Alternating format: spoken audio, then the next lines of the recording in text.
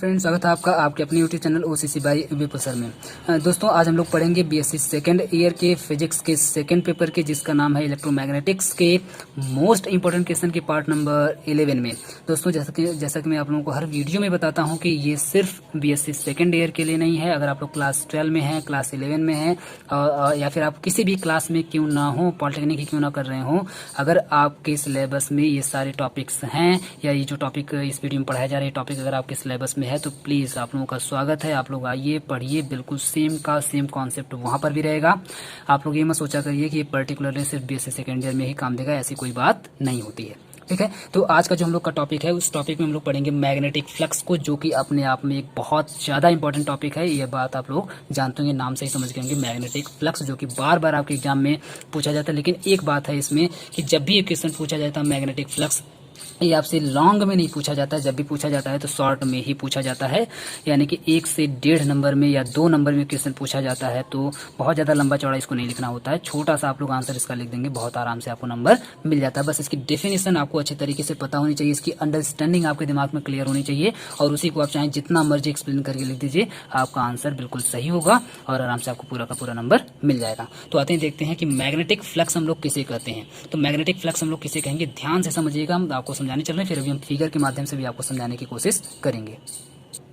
Magnetic flux को समझने से पहले हम लोग समझेंगे मैग्नेटिक फील्ड क्या होती है। वैसे मैग्नेटिक फील्ड मैग्नेटिक फील्ड, ये वर्ड आप लोग बहुत बार सुन चुके होंगे। मैग्नेटिक फील्ड के बारे में बहुत डिटेल में हम पिछले प्रीवियस वीडियोस में हम डिस्कस किए हुए हैं। अगर आप लोग नहीं देखें तो प्लीज़ जाकर के देखिएगा, मैग्नेटिक फील्ड आपको अच्छे तरीके से समझ में आ जाएगी। लेकिन फिर भी हम थोड़ा सा समझाने की यहाँ पे कोशिश करते हैं। आप जानते हैं मैग्नेटिक फील्ड क्या होती है। मान लीजिए अगर कोई एक मैग्नेट यहाँ पे रख दिया जाए तो मैग्नेट का अपना एक एरिया बन जाता है ना। मान लेते हैं यहाँ पर अगर कोई मैग्नेट, यहाँ पे मान लीजिए मैग्नेट है, ये मैग्नेट अगर रख दिया गया तो इसकी अपनी एक एरिया बन जाती है, जिस एरिया में यह खींचता है, क्या खींचता है, अट्रैक्ट करता है चीज़ों को, जो भी मैग्नेटिक वाली चीज़ें होती हैं, मैग्नेटिक मटेरियल्स जो भी होती हैं, उन मैग्नेटिक मटेरियल्स को यहाँ पर अट्रैक्ट करने की कोशिश करता है। It try to attract magnetic materials around it. ठीक है, तो इस अपने आसपास के सभी मैग्नेटिक मटेरियल्स को अट्रैक्ट करने की कोशिश करता है, लेकिन एक इसकी लिमिट होती है। आप जानते हैं हर एक चीज़ की एक लिमिट होती है, तो इस मैग्नेट की भी अपनी एक लिमिट होती है कि इतनी ही एरिया के अंदर अट्रैक्ट कर सकता है। अगर आप यहाँ रख दें, यहाँ रख दें, यहाँ रख दें, यहाँ रख दें, कहीं पर भी रख दें, नहीं कर पाएगा, क्योंकि वो इसकी लिमिट से बाहर हो गया। तो इसकी जो लिमिट होती है अट्रैक्ट करने की, ये अपने आप में एक एरिया है। ये देखिए, अपने आप में एक एरिया है, एक फील्ड है। इसी फील्ड को बोला जाता है मैग्नेटिक फील्ड। जिस फील्ड में मैग्नेट क्रिकेट खेलता है, याद रखिएगा, जिस फील्ड में ये मैग्नेट क्रिकेट खेलेगा उसी फील्ड को बोला जाएगा मैग्नेटिक फील्ड। आप लोग मेरी बात को समझ पाए होंगे। ठीक है, तो ये आपका जनरली मैग्नेटिक फील्ड होता है। अब आते हैं मैग्नेटिक फ्लक्स क्या होता है। तो इस मैग्नेटिक फील्ड को हम लोग डिफाइन कैसे करते हैं, उसी डेफिनेशन को ही बोला जाता है मैग्नेटिक फ्लक्स। एक बार फिर से सुनिएगा, इस मैग्नेटिक फील्ड को हम लोग मैग्नेटिक फ्लक्स से ही डिफाइन करते हैं। अब आते हैं थोड़ा सा अपने कॉन्सेप्ट पर।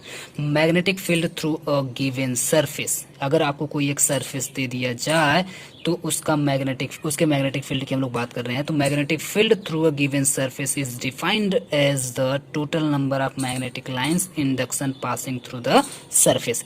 फिर से एक बार सुनिएगा, अगर कोई आपको एक प्लेन सरफेस दे दिया जाए तो उस प्लेन सरफेस पर जो मैग्नेटिक फील्ड होगा उसको हम लोग ऐसे डिफाइन कर सकते हैं कि उसमें total number of magnetic lines of induction, magnetic lines of induction, एक बार फिर से सुनिएगा, मैग्नेटिक लाइंस ऑफ इंडक्शन कितनी यहाँ से पास हो रही हैं, कितनी मैग्नेटिक लाइंस ऑफ इंडक्शन पास यहाँ से हो रही हैं, उसके ऊपर डिपेंड करता है कि उसका मैग्नेटिक फील्ड कितना होगा। उस मैग्नेट का, उस एरिया का, उस सरफेस का, उस प्लेन सरफेस का मैग्नेटिक फील्ड कितना होगा। ये किस पे डिपेंड करता है, मैग्नेटिक लाइंस ऑफ इंडक्शन पर डिपेंड करता है, जो इस एरिया से या इस सरफेस से होकर के पास करती हैं।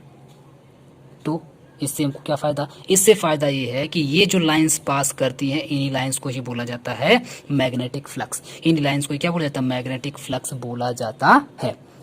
अब थोड़ा सा डिटेल में समझने की कोशिश करते हैं। जैसे एक एग्जांपल के तौर पे यहाँ पे थोड़ा समझने की कोशिश करते हैं। A uniform magnetic field, uniform का मतलब होता है कि ऐसा मैग्नेटिक फील्ड जिस पूरी फील्ड में एकदम बिल्कुल एक समान मैग्नेटिक फील्ड हो, एक समान एप्टीट्यूड, एक समान एल्टीट्यूड, एक समान उसका मैग्नेट्यूड हो, उसको बोलते हैं यूनिफॉर्म मैग्नेटिक फील्ड।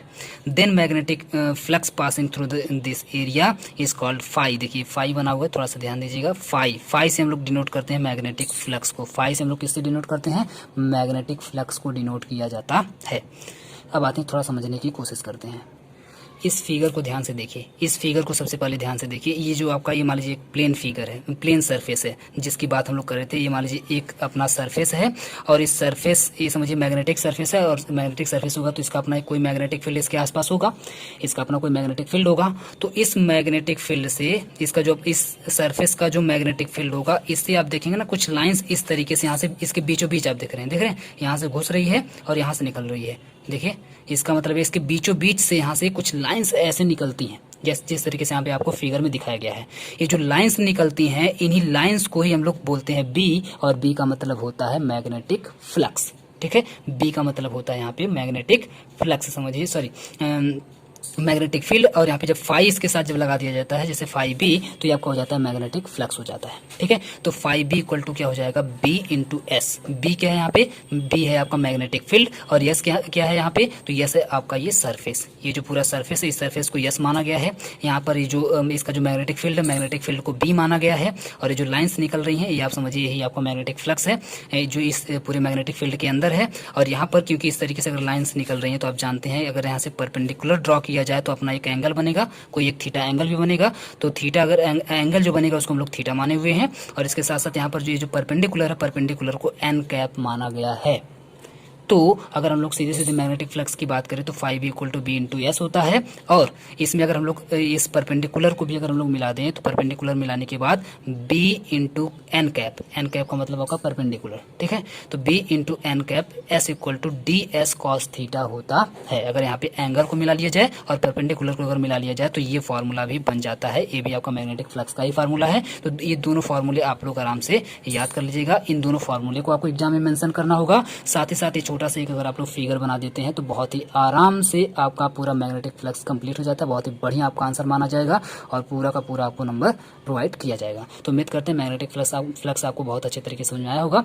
अगर कोई दिक्कत हो रही है, अगर आपको समझ में नहीं आया है या कोई दिक्कत है, तो आप लोग प्लीज़ कमेंट करिएगा। कमेंट करके हमको बताइएगा तो हम उसका सोल्यूशन निकालेंगे कोई। ठीक है, वैसे मुझे पूरी उम्मीद है कि आप लोगों को अच्छे तरीके से समझ में आया होगा। पूरा वीडियो देखने के लिए बहुत बहुत धन्यवाद।